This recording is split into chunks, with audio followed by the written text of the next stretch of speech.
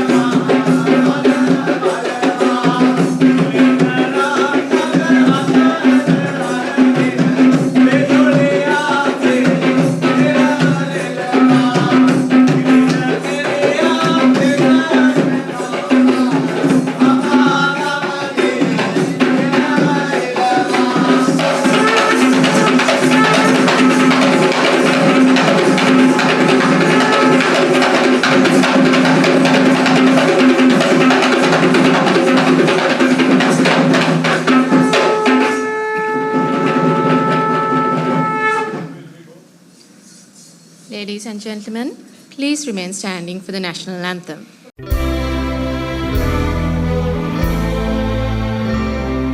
Sri Lanka Mata, Appa Sri Lanka, Namo Namo Namo Namo Mata, Sundara Sri Varini.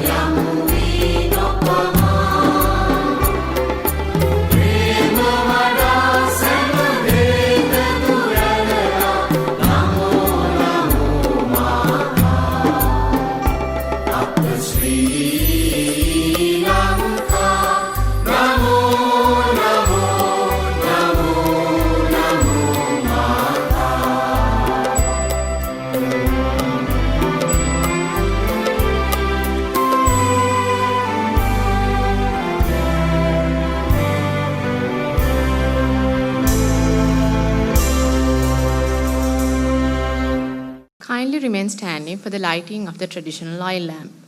I would like to call upon the following dignitaries to light the traditional oil lamp. Dr. Quresh B. Muscati, President, South Asian Academy of Ophthalmology, Pediatric Ophthalmology and Strabismus Association. Dr. K.R. Dayavansa, President, Association of Vitreoretinal Specialists of Sri Lanka. Dr. Amila Alvis, President, College of Ophthalmologists of Sri Lanka.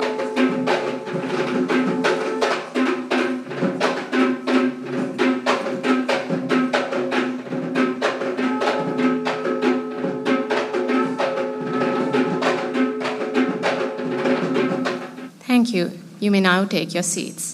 Ladies and gentlemen, the ceremonial inauguration of the 32nd Annual Congress of the College of Ophthalmologists of Sri Lanka and the 13th Retina Meeting of the Association of Vitreoretinal Specialists of Sri Lanka has now begun. We would like to invite the following dignitaries to make their way to the head table. Dr. Quresh B. Muscati, President of SAOPOSA. Dr. K.R. Dayavansa, President, Retinal Association. Dr. Amla Alvis, President, College of Ophthalmologists. Professor Subhas Dadea, Secretary, South Asian Academy of Ophthalmology, Pediatric Ophthalmology and Strabismus Association. Dr. M. Malaravan, Joint Secretary, College of Ophthalmologists of Sri Lanka. Dr. Vatsala Gunasekara, Secretary, Association of Vitreoretinal Specialists of Sri Lanka. Please take your seats. Now, I would like to invite Dr. K.R. Dayavansa, President, Association of Vitreoretinal Specialists of Sri Lanka, to welcome you all and deliver a few words. Ayubowan. Very good morning. Dr. Quresh Muscati, the President of SAOPOSA, South Asian Academy of Ophthalmology, Pediatric Ophthalmology and Strabismus Association.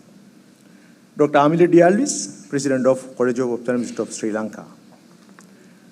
Councils and past presidents of both College of Ophthalmologists of Sri Lanka and Association of Vitreoretinal Specialists of Sri Lanka. Delegates of SAOPOSA and all the delegates from all our partner associations and Women's in Ophthalmology and the young ophthalmologists. Consultants, postgraduate trainees, medical officers, allied professionals, sponsors, trade exhibitors, and all my dear delegates. It is a moment of extreme pleasure to welcome each and every one of you present today. On behalf of College of Ophthalmologists and Association of Vitreoretinal Specialists to the 32nd Annual Scientific Sessions and the 13th Colombo Retina Meeting. A warm welcome to Dr. Quresh Muscati, the President of SAOPOSA, and your presence today is an honor for all of us, sir. It is my great pleasure to welcome Dr. Amla Alvis, President of College of Ophthalmologists of Sri Lanka, and he is a key innovator and the coordinator of this wonderful conference. It is impossible to organize this sort of such a great event without a good team. Therefore, I extend my sincere welcome to the councils and the past presidents of both College of Ophthalmologists and the Association of Vitreoretinal Specialists of Sri Lanka. I take this opportunity to welcome the Director and Deputy Director of National Eye Hospital. We are truly honored by your presence, sir. And I wish to extend my warmest greetings and heartfelt welcome to all the delegates from SAOPOSA and Women's in Ophthalmology, Young Ophthalmology Forum, as well as all the partner associations, delegates from all the partner associations. Along with all the consultants, postgraduate trainees, medical officers, and allied professionals. We cannot forget our wonderful sponsors without whom this event would not be possible. Alongside the trade exhibitors, so I welcome each and every one of you to this event. I look forward to rewarding and informative session with all of you. During this conference, I would like to direct your attention to a few hot issues we face during our day-to-day ophthalmic practice. Today, the technology is advancing beyond our understanding in a way even we cannot at times keep up. Also, the expectations and demands of our patients are also at very high levels. The question is whether we can fulfill all their requirements. Indeed, I trust we all do our best, but do we truly perform in the best way? I would like to direct your attention to main concern I deem to be truly important, and that is surgical consumables. In cataract surgeries, a cassette is a huge burden for all of us. And when you think of retinal practice, the number of consumables what we use are enormous. Indeed, I want you all to think again. What exactly do we do to single-use consumables? As the term suggests, they are typically meant for single use and not disposables. But I hope we can all take a moment to accept the truth. Exactly how many times these surgical consumables are reused effectively. This leads me to the question of, are we supposed to do so? Or is it the right thing to do? And is it the best possible practice in our field? Main concern, is it ethical, or do we have a legal cover to do reuse disposable items? Ladies and gentlemen, I would like to direct your concern to this topic during my brief address.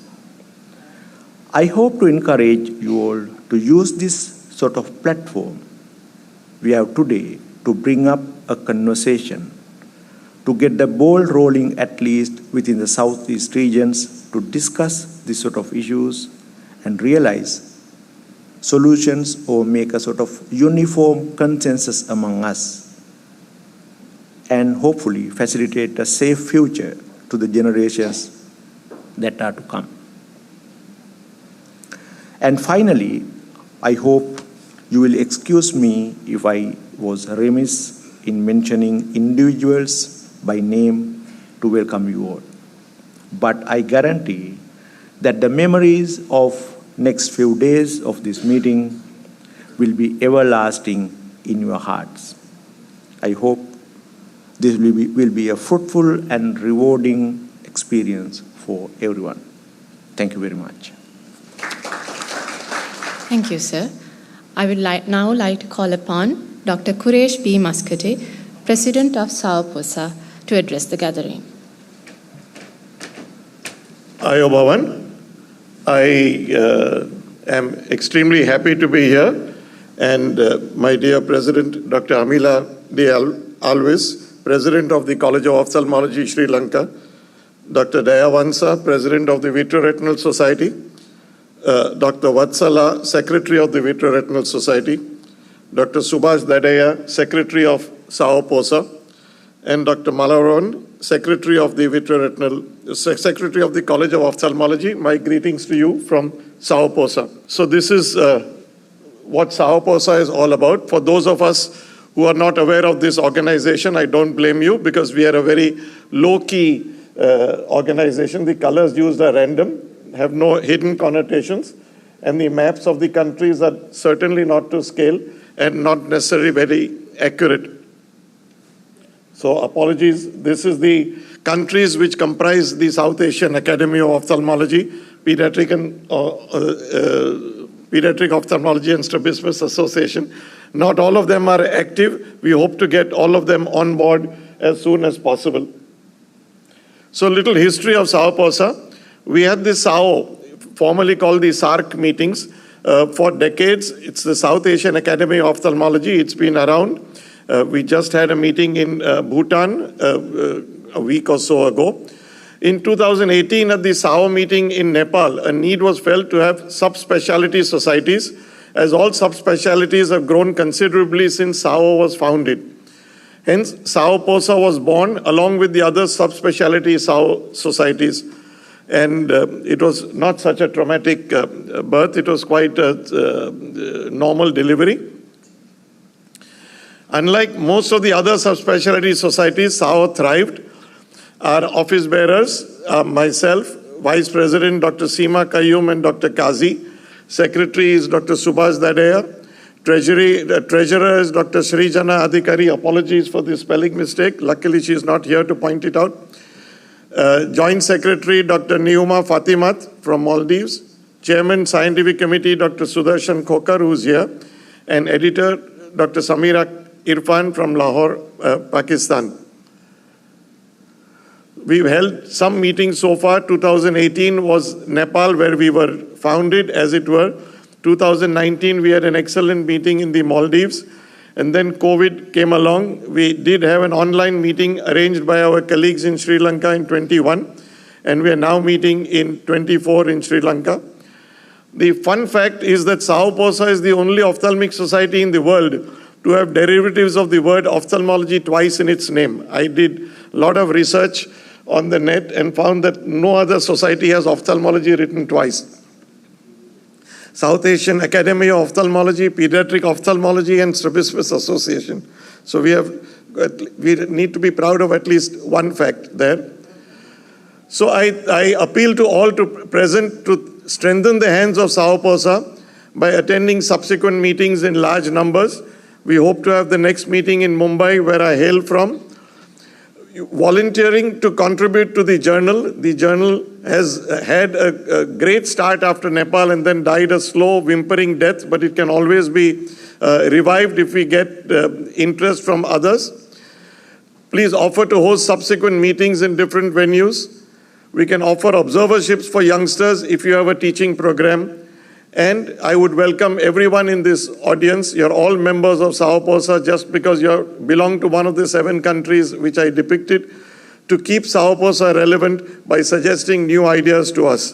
Thank you so much for your attention and welcome you all to this lovely island meeting. Thank you. Thank you, sir. Up next is the awarding of honorary fellowship. The fellowship is conferred to distinguished persons in the field of ophthalmology and in other disciplines in recognition of their exceptional service to the specialty of ophthalmology. This year, the honorary fellowship will be conferred on Dr. Nalin Rajakaruna. I would like to invite Dr. Jayan De Silva, Consultant Eye Surgeon at Vijay Kumaratunga Memorial Hospital, Seeduwa, to read the citation of Dr. Nalin Rajakaruna. Dr. Jayan De Silva is the first trainee of Dr. Nalin Rajakaruna. Thank you, sir. It is with profound pride and immense honor that I present Dr. Nalin Rajakaruna for the conferment of the honorary fellowship of the College of Ophthalmologists of Sri Lanka. A compassionate healer and a tireless educator, Dr. Rajakaruna has consistently exemplified the highest standards of medical practice throughout his illustrious career. Dr. Rajakaruna was born as the younger son to the late Dr. M.S. Rajakaruna, a consultant psychiatrist, and Mrs. Chandra Rajakaruna. He received his primary and secondary education at Ananda College, Colombo, where he excelled academically. He graduated from the Faculty of Medicine at the University of Colombo in 1990 with second-class honors and distinction in obstetrics and gynecology. Dr. Rajakaruna completed his internship in medicine and surgery at National Hospital, Colombo. It was during his undergraduate clinical rotation in ophthalmology that he developed a passion for ophthalmology and became an eye surgeon. Thereafter, he joined the National Eye Hospital, Colombo under the in-service program, where his aspirations to become an eye surgeon was solidified. While at the Eye Hospital, Colombo, Dr. Rajakaruna completed the diploma in ophthalmology in 1998 and passed the MS Ophthalmology examination in 1999. He then pursued overseas training at the Queen Elizabeth Hospital, King's Lynn, Norfolk, UK.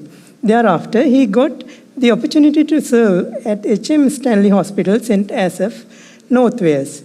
Whilst in the United Kingdom, he obtained the fellowship of the Royal College of Surgeons, Edinburgh. Upon returning to Sri Lanka in 2003, Dr. Rajakaruna was appointed as the acting eye surgeon to General Hospital, Chilao. Following his board certification, he was appointed as the consultant ophthalmologist to the base hospital, Avisavela. As the first board-certified consultant eye surgeon at Avisavela, he played a pivotal role in elevating ophthalmic care.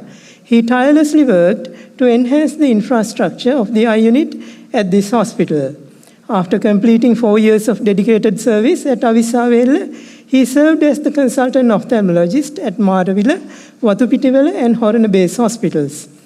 His commitment to improving the facilities at each of these eye units left a lasting impact, benefiting not only these hospitals, but his successors as well.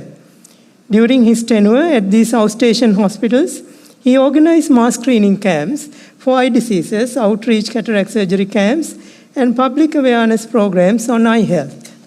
Dr. Rajakaruna considers himself very fortunate to have been able to serve the underprivileged populations in these regions.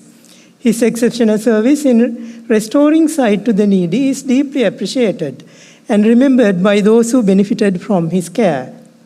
In 2015, he was appointed as the consultant ophthalmologist to North Colombo Teaching Hospital, where to date, he continues to teach and train both undergraduate and postgraduate students. A passionate educator, Dr. Rajakaruna is currently dedicated to training undergraduates from the Ragam Medical Faculty. He also plays a critical role in postgraduate education, overseeing the training of postgraduate registrars, senior registrars in ophthalmology, as well as registrars in emergency medicine and sports medicine, candidates for the diploma in family medicine. His dedication as a teacher and trainer, coupled with his exemplary leadership, has made him an inspiration and role model for his trainees over the years. His exceptional contribution to medical education has been recognized through his membership in the Board of Study in Ophthalmology. Furthermore, as an examiner for the MD Ophthalmology examination and the Postgraduate Institute of Medicine, he has helped to shape the next generation of ophthalmologists. He has also served as a chief examiner at several examinations and is a member of the MCQ core groups for all modules for past 10 years. Dr. Rajakaruna's involvement with the College of Ophthalmologists dates back to 2003. Since then, he has been actively engaged in many activities of the college, serving various capacities, including council member, secretary, president, and an advisor to the council. In 2018, he served as the 27th president of the College of Ophthalmologists in Sri Lanka. He was instrumental in starting a website for college and served as the representative of the college for the CPD program of the Sri Lanka Medical Council, demonstrating his forward-thinking approach to modernizing healthcare education and practice. He represented the college in various committees of the Ministry of Health, including Drug Evaluation Subcommittee and Technical Evaluation Committee. He also represented the college at the International Council of Ophthalmology and the South Asian Academy of Ophthalmology. As a member of WHO Regional Committee for Disability and Rehabilitation, he worked to improve the accessibility to assistive and technology for persons with disabilities in Sri Lanka. In addition to his professional contributions, Dr. Rajakaruna has presented several papers at the annual Congress of the College of Ophthalmologists and has published in journals of the college. Dr. Rajakaruna's contribution extends beyond the walls of the hospital. He has been actively involved in many health camps organized by the Ananda College, his alma mater, thus giving back to the institution that nurtured his early talents. Further, as a devoted Buddhist, he is involved in various Buddhist activities, including health camps organized at temples. Mr. President, in recognition of the contribution to the field of ophthalmology, medical education, and community service, it is with great pride and deep admiration that I present Dr. Nalin Rajakaruna today for the conferment of the Honorary Fellowship of the College of Ophthalmologists of Sri Lanka. I would like to invite Dr. Amla D. Alves to award the Honorary Fellowship.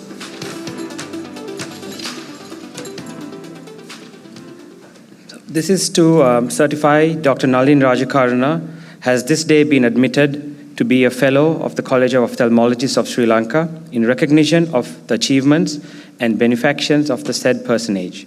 Hence, his accomplished personage shall enjoy all the privileges and honors attending this rank.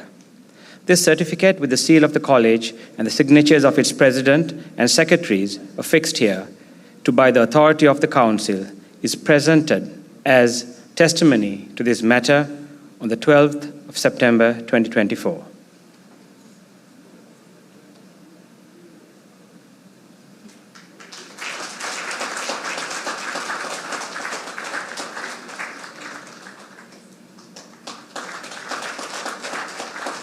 Congratulations, sir, and thank you for your service. We now move on to the presentation of awards and certificates to the best performers at the postgraduate examinations in ophthalmology. The College of Ophthalmologists of Sri Lanka wishes to encourage the performance of the ophthalmology trainees at the postgraduate examinations by awarding certificates to the best performers at the selection examination, ophthalmic basic sciences examination, and the final examination in MD ophthalmology. I would like to invite Dr. Quresh B. Muscati to present the Professor Benita Stephen Gold Medal for the best performance at the Ophthalmic Basic Sciences Examination 2024.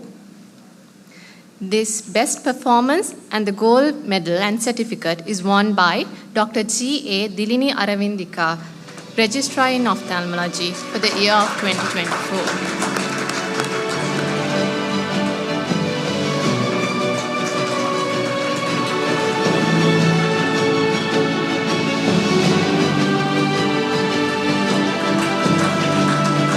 Thank you, sir.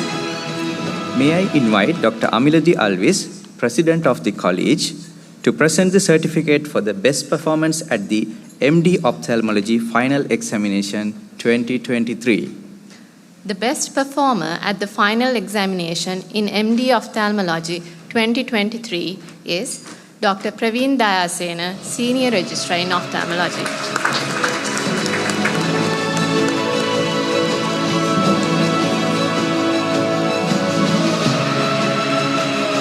Thank you, sir.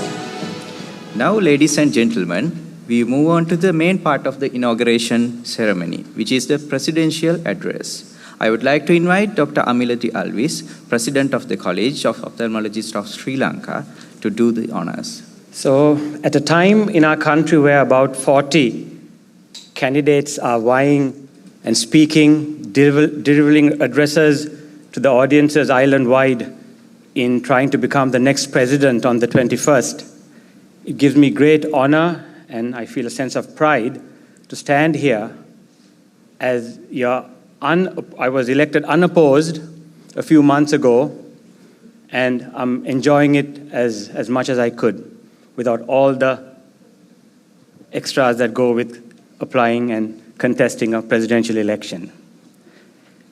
Good morning, and thank you for being here. And it's good to see that you're all very relaxed and not too tense. Now, at the same time, when deciding about what I need to speak about the presidential address, firstly, you've got to realize that I had a self-imposed limit of 15 minutes. So in this time, I was thinking, what can I actually say that might last in your minds for a few years to come? What can I say that will help ophthalmology and maybe even the rest of your life? And looking at all these conditions, I had really no doubt, and I was limited by time as well, but I was very lucky to choose the topic of mindful ophthalmology as what I'm going to address today. And in addition to that, there might be a few tips of you becoming a superhero on the way as well. Now, about 10 years ago,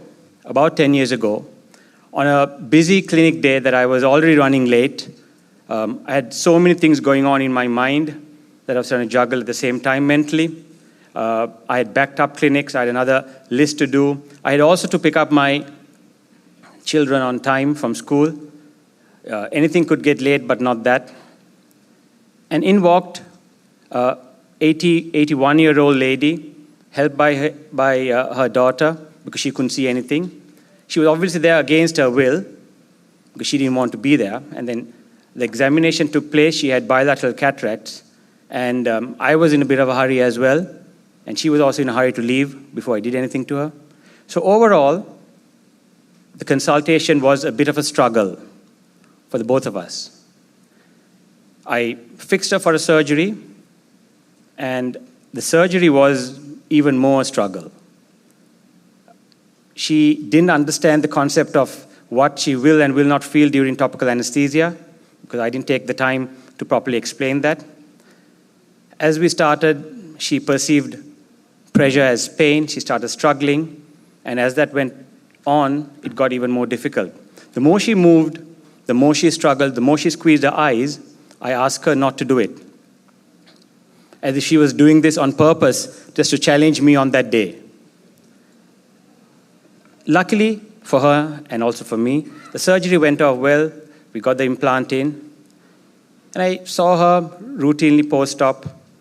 The lady who walked in with holding things because she couldn't see hand movements in both eyes, because of her myotic pupils, she was reading and even watching TV without her glasses. And then when I asked her about this, what she said was, there's a small irritation in the corner of my eye. And we've all experienced this. And that naturally, with all the struggle that I went through, irritated me a little bit as well. Acute stress keeps us alive. Our caveman ancestors used stress to run away from wild animals.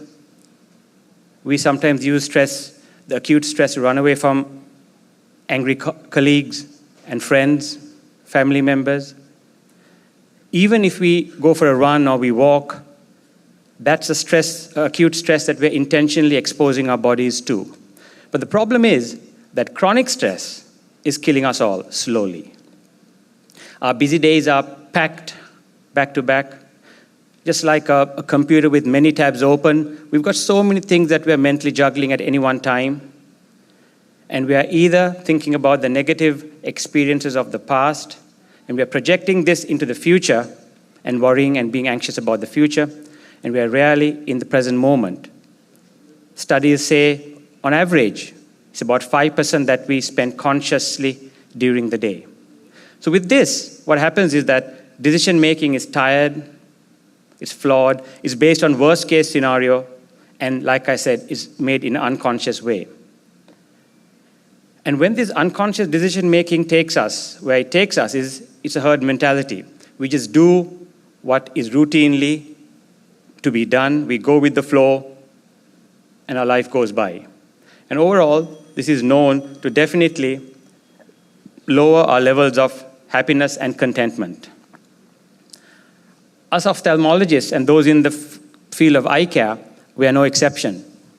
A study from 2022 tells us that over a third of about 600 ophthalmologists in the US had some symptoms of burnout, such as irritability, physical tension, loss of energy, and concentration.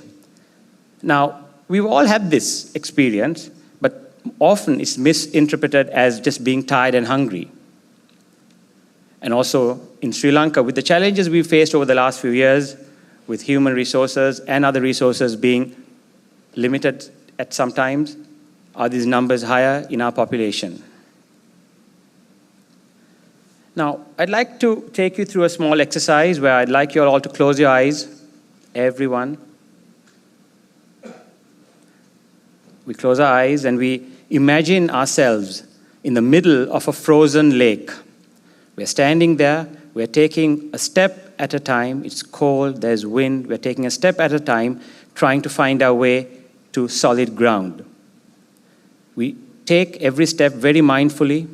We take it one at a time, aware of the sounds and the feelings that we are exposed to. We are never at that moment, because we are so worried about what will happen next, we are never in the future or the past, we are just there. You can open your eyes, and this, I found in the past, is a very, very powerful metaphor for mindfulness, where you're there in the moment, and it requires a lot of patience, presence, and awareness with every step. And just like walking on ice, and just like mindfulness, our life also needs to be gently and deliberately taken forward, mindful of each step.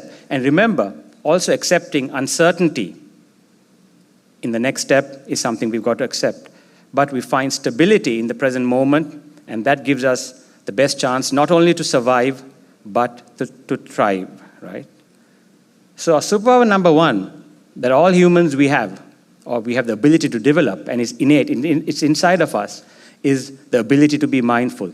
Now, this is a buzzword, and I'm sure you've heard of this over and over again. It's applicable to everything from government to relationships to education to business to sports to performance. It's related to everything, and you've heard of this. Unfortunately, it's something that was actually invented and conceived in this part of the world. We had to wait for the West to let us know that it's something useful to actually take it seriously now. So what it is basically paying purposeful attention in the present moment without judgment. Or simply put, just being here just as they are, right? And when you do that, in the present moment, things are generally good. Every one of us who are sitting here and listening to me speak, in this present moment, your life is excellent. You've got all the basic luxuries to keep you more than happy. You've got food, you've got good health. But the problem is, if our mind wanders into the past and the future, that's where you even spoil this good moment right now. If you have a good present moment and the next moment and the next moment, these moments, they form like a string of pearls, and that's where your life takes off in a different direction. When you have more mindfulness, remember there's increased awareness of your own emotions, your thoughts, and your actions as to why we're doing this.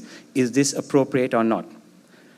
When you are mindful, you create this pause between someone else's action and your reaction. For example, if someone cuts you off in traffic, our natural unconscious tendency is to go behind them, maybe cut them off, show them a few gestures, say a few choice words. But if you're mindful and you think, maybe this person's rushing to see his wife about to deliver their first child, you give them way.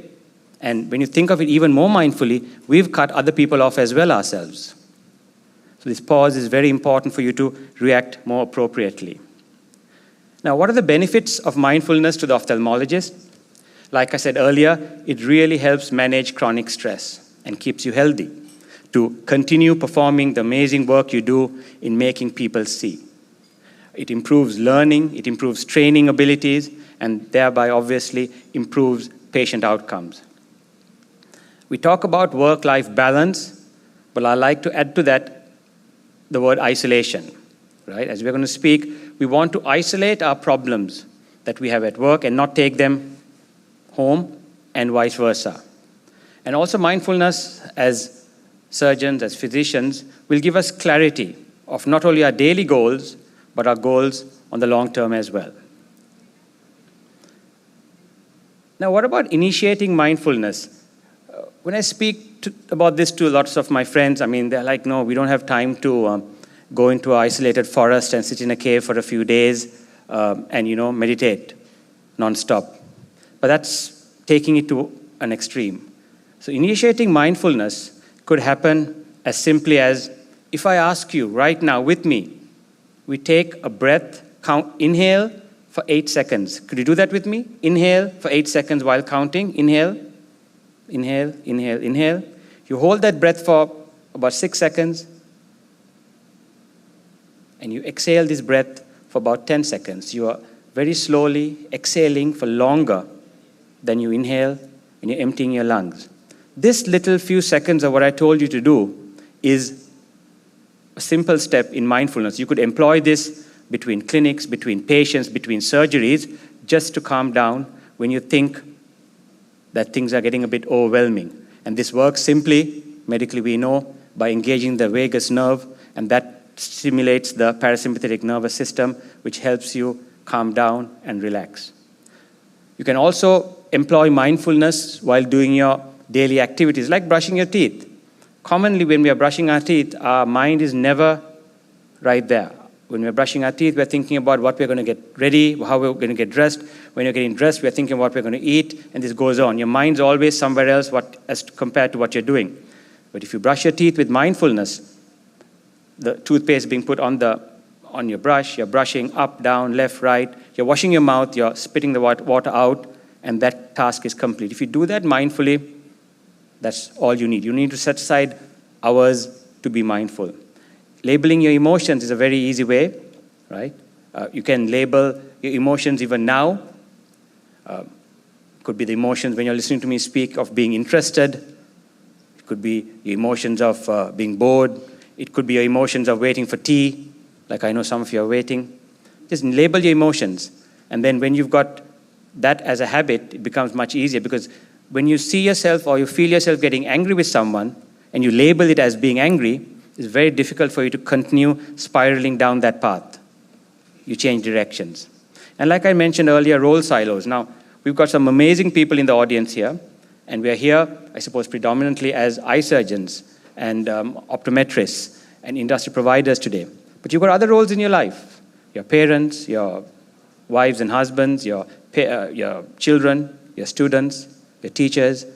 But the problem is that when too many of the roles, like I said, having all those tabs open, when you have too many of the roles clogging you at the same time, it's a bit difficult to function well.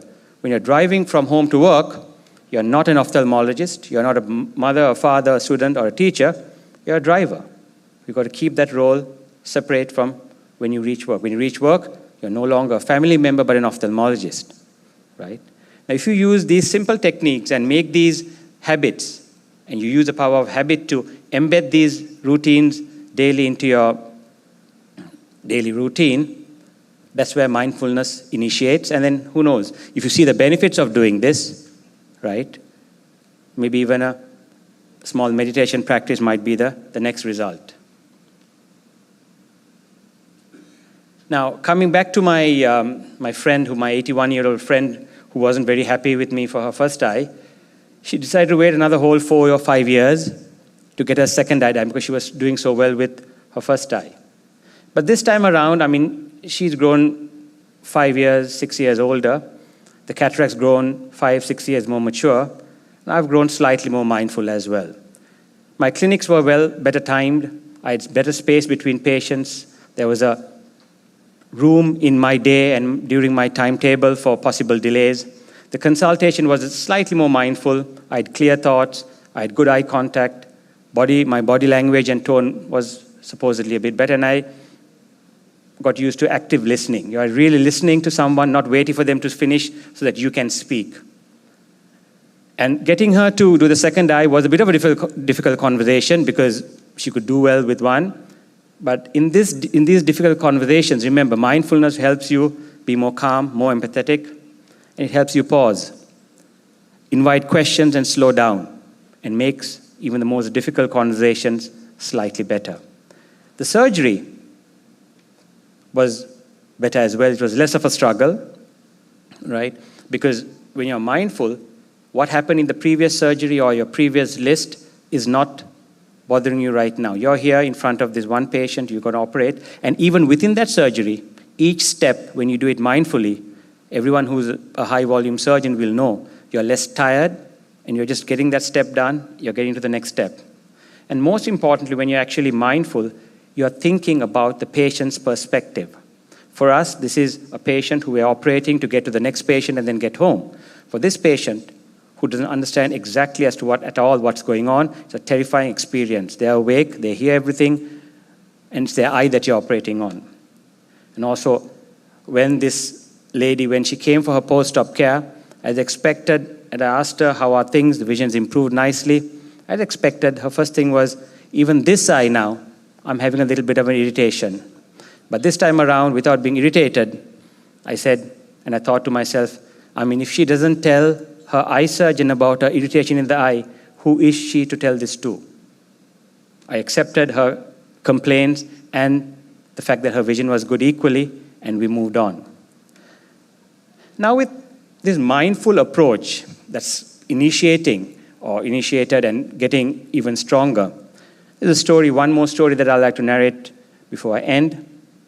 I remember a few years ago I was driving to work. I got a call from home and telling me that Shanu, my wife, was having difficulty in breathing and it was progressively getting worse. And she was finding it extremely difficult to breathe. So I turned around and I got home as soon as I could. And when I got there, the ambulance was there waiting for her. I put her in the ambulance and she was really struggling. And at that time, those are the times where your entire life your values, all what you have, the fact that, you're thinking all these material possessions, what does that really matter if something bad further was to happen? You're thinking all of this. Maybe mindfulness makes it a bit difficult also in those situations, but that's what went through my mind on that ambulance drive from home in Kotte to Sri Jayawardhanapura Hospital, the emergency unit. Once we got there, I still remember the consultant. He was calm, he was very professional, and he was extremely empathetic. He realized I didn't even have time to tell him who I was or what I do, but he just treated first Shanu. She was having a very, very bad episode of asthma, so got her under control, and then came and spoke to me as well. And I was thinking to myself, this sort of thing, who in this country with a population of 22 million people, it's just a handful of people who can actually do this. It's such a special power that that consultant had over me and my wife, right? Coincidentally, on the same week, a few days later, to my clinic, I had separately walking in, possibly one of the top 5 wealthiest people in the country, and also the following day, for some reason, so as to teach me a lesson, I had one of the most powerful political figures walking in. The first one had a foreign body in their cornea. The second one had an epithelial defect, and they were in extreme levels of pain. At that time, I was realizing all their money and all the power that they had really couldn't help them. A simple procedure and a simple explanation from my part is what actually got them through that episode, right? So with this, I realized that we've got a second superpower. And this is even more unique than the mindfulness that was applicable to all humans that they could do. But the eye care providers in this room and elsewhere, we have this really, really special superpower, and that's something that only we can do. Be empathetic, truly feeling what the patient feels, their desperation and their anxiety. How many times have we had patients coming in with a subconjunctival hemorrhage? The entire families come with them, because they're so worried. And in our mind, this is just a simple thing that will pass over without any treatment in a few weeks' time, right? So generally, what I feel is a good approach would be, let a kind, mindful practice that heals eyes be your only and only goal. And then, for sure, if that is the case, and there's no other goal in mind, stature and money are just byproducts that will surely follow. There was a time where, money was an important thing to me, and it's still now, just to make sure that the basic things are on the table. But I realized, having a conversation with one of my friends who is a big person in business, he just roughly asked me how much I make every year, and he was surprised, and I was surprised as well. He just mentioned, after all this work that you put in to become a consultant eye surgeon, I made that in one business deal last week. So that's something that I just keep in mind as well. So basically, using mindful techniques to develop handling of patients at every stage of care, initially, during, and after. And not only the patients, but the bystanders as well. That makes a huge difference, will make a big difference to your practice, hopefully. And not only to that, like I said, once you're more mindful at work, your work-life balance is better, and your family and your friends will appreciate that as well. Because after all, even superheroes need a regular eye check to make sure that their vision is good so they can keep helping us, help other people who are in trouble. Thank you very much for your mindful attention.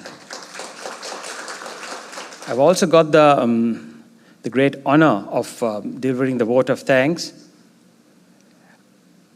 to everyone. I'll start with Dr. Dayavansa. Thank you very much for agreeing and helping me get the inauguration down to an hour and have it on the morning of the first day. And thank you very much to my council who are gracious enough to accept this slight change in tradition. Thank you to all our partners. We've got them all listed there for the next 4 days. Like Dr. Dayavansa, thank you very much to Dr. Quresh Muscati and his team, Dr. Dadea and Dr. Coker, who are here, who've been extremely helpful in getting this program together. And we'll be also hearing from the Asia Pacific, a pediatric group in the afternoon. So thank you to them and all other partners. Thank you very much to all the speakers I think we've got a record number of speakers this time. It's close to maybe 90 speakers over the next 4 days. And I think, thank you very much. A special thank you to the foreign speakers. We've got 63 foreign speakers addressing us, and out of that, 50 are going to be here physically over the next 4 days. Thank you also to the local speakers. I know that sometimes it takes longer to get to Colombo from certain parts of Sri Lanka than it does to fly over from India. Thank you for your contributions. And the delegates. The speakers and the delegates, that's the core of an academic event. And this time, I think, again, I've been told that possibly a record number of delegates. We've got close to 300 delegates signed up for each day of these, of the 4 days for the meeting. Thank you very much to Dilisha and Upeka and the event management team, and who also did the event management, plus also the AV, the stalls, and we kept and will keep bothering them throughout the next 4 days. Thank you very much to Mayo, who is going to capture all your sleeping pictures over the next few days in the afternoon after lunch. We've got a good lunch ready. It's not too minimalistic as well. Thank you to the Cinema and Grand team, who's been very flexible. Thank you very much to the college office staff, who I've seen firsthand.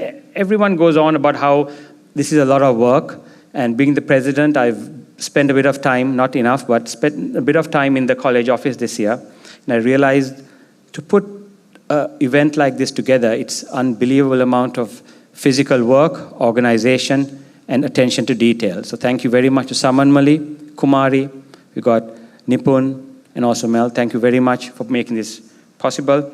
And we all know, without our sponsors, we've got sponsors here displayed for the Pediatric Ophthalmology Day. Then we've got our platinum and our gold sponsors for the Colombo Retinal Meeting.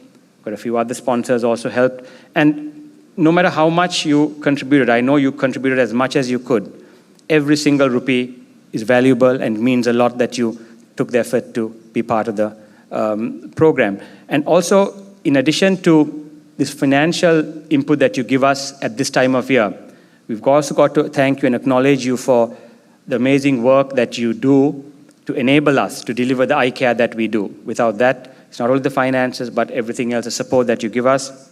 And then we've got our sponsors, the platinum sponsors for the Congress, the Gold Plus sponsor, the gold sponsors for our Congress, our silver sponsor, and our bronze sponsors as well, and a few other sponsors who have again tried their best in whatever way they could to help the meeting proceed. Thank you very much for your attention, and I hope you have a great meeting where there's lots of things to be learned, lots of people to meet, and at the end of it, we'll kick off our college dinner in celebration of the 4 days of hard work and knowledge you've gained. Thank you very much. Ladies and gentlemen, this concludes the ceremonial inauguration for the year of 2024. Please rise while the ceremonial procession leaves the hall.